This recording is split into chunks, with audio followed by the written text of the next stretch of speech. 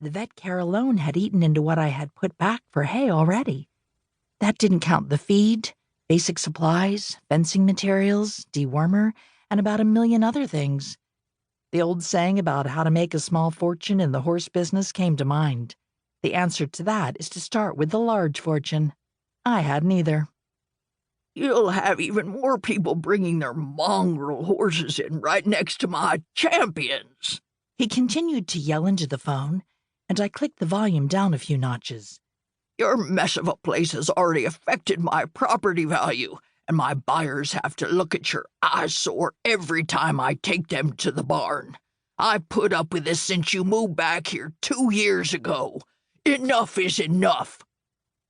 I instinctively turned around to look at his farm nestled on the hill overlooking mine. The High Line cut through the trees, and the electric co-op had cleared out a large swath of timber on each side. It made my house, barn, front paddock, and round pen all visible from his huge fancy barn on the hill, and it made the contrast between his 14-stall show barn and my 4-stall converted hay barn all the more stark in comparison. Cunningham Performance Horses was a sprawling horse breeding and training farm known for champion quarter horses. His family had been here since the dawn of time, to hear him tell it, and he felt that gave him the right to tell everyone else what was and wasn't acceptable. I was proud of the effort I had put into my eyesore, and it was a needed resource. We had been at capacity, and sometimes beyond, since I had opened the barn doors. Besides, being here just felt right. I have a really hard time believing that my rescue has affected your property values. I kept a calm tone in spite of the fact that I was fast losing what little patience I had left. And having a nice lesson barn in the area can only help the horse community. Well, it won't be a nice lesson barn if it's at your rat-infested place. He hung up before I had a chance to respond, which was probably for the best, since the response bouncing around in my brain was decidedly not nice.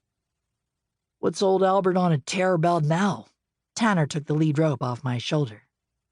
He thinks lessons will cause more people to drive by his property, and I guess he thinks they might bring their horses, which I can't figure for the life of me why that bothers him so much, I said, and tried to take the rope back. Tanner put up a hand. I'll go get him. He's banged you up enough already, and Albert's just a cranky old codger. He's just scared, I said. The horse, not Albert.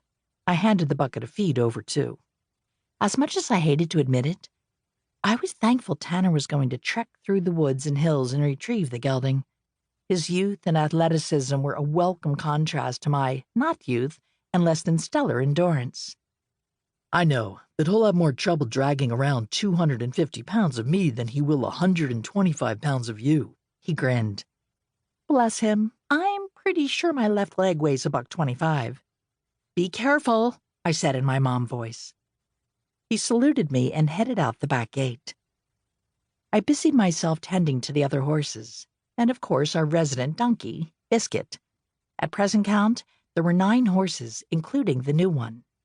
All of them had come to me in varying degrees of need, some of them neglected, some of them outright abused, as was the case with the current bay gelding. I had no doubt that we would bring him around like we had the rest. Tanner, with his gentle giant manner, instilled a sense of quiet calm in everything he did, and Ashley, my other volunteer, was as gifted a trainer as I'd ever met. Both of them were in their early 20s, like my daughter, and I hoped they would stay with the rescue for many years to come. I tried to follow my then-husband, now ex-husband, to St. Louis, where his law practice had taken off. I tried to fit into that world, earning a master's degree and certification in forensic nursing, which had landed me a coveted position as a legal nurse consultant. But a square peg in a round hole can only fit for so long before it either falls out or its edges get rounded off. My edges never rounded off. The decision to leave everything I thought I'd wanted hadn't been an easy one. It took a huge push for me to take the leap. When Dad developed pneumonia and then sepsis, I took a leave of absence from work to take care of him. His weeks in the intensive care unit and then in the rehab unit afterward had left him too weak.